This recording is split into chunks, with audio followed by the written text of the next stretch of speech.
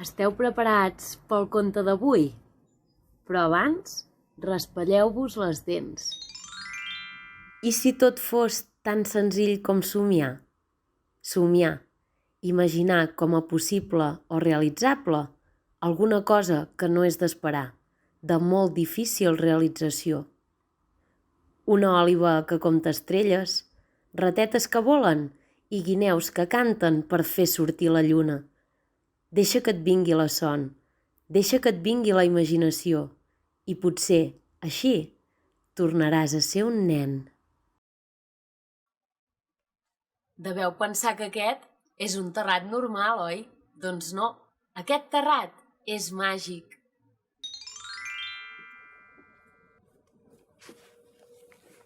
Cada nit, quan estic a punt d'anar a dormir, sento una veu que m'explica un conte. De vegades em venen a veure unes granotes llefiscoses.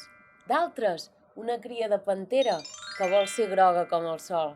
De tant en tant em ve veure una òliba que li encanta menjar formatge. I si no, unes ratetes petites que volen aprendre a volar. De tant en tant em ve veure una tortuga que amaga els seus ous sota la sorra per protegir-los dels caçadors. I si no, una guineu que no en té ni idea de cantar. I de vegades, quan és molt fosc, ve una cuca de llum que em fa companyia fins que em quedo dormida. Voleu saber què és el que em diuen? Ara us ho explico.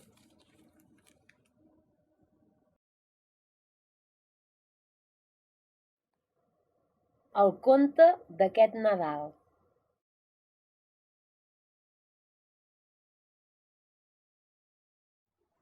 Fa molt i molt de temps hi va haver un hivern molt fred. Va nevar molt, a les muntanyes, als llacs, a les platges i a les valls. El món va quedar tot de color blanc i tots els animals es van amagar del fred. Tots excepte un. La Mila, una pantera negra, havia perdut els seus dos germans, el Tro i la Mel, i els volia trobar per passar junts la nit de Nadal. Va caminar molt, fins que es va fer de nit. La pobra pantera es va quedar a les fosques. No veig res, es deia. De sobte va veure una llum que s'acostava. Era una cuca de llum.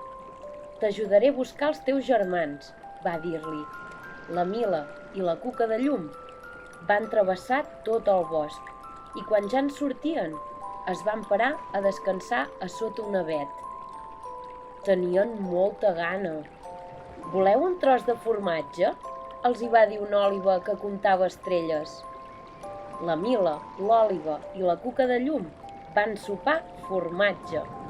Havien de continuar buscant els seus germans, però començaven a tenir molta son.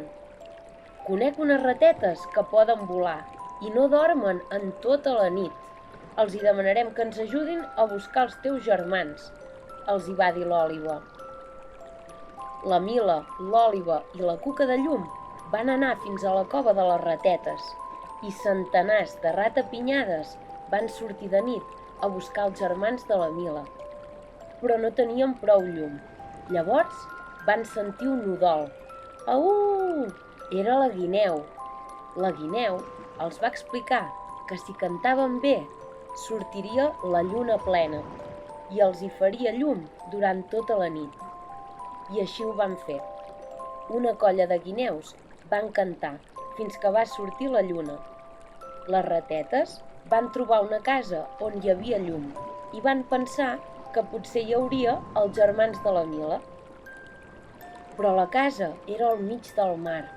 «No podem travessar el mar, no sabem nedar i l'aigua està massa alta», va dir la Mila. «L'aigua del mar puja i baixa.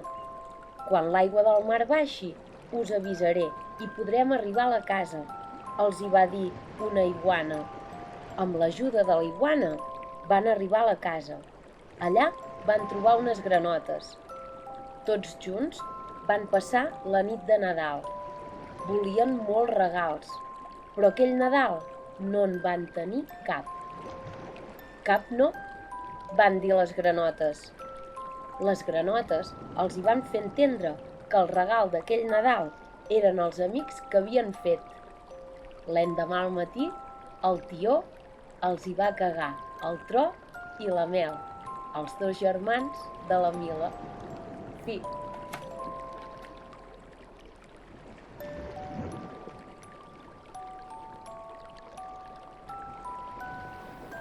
I vet aquí una tortuga, vet aquí una guineu, que aquest conte ja diu adéu.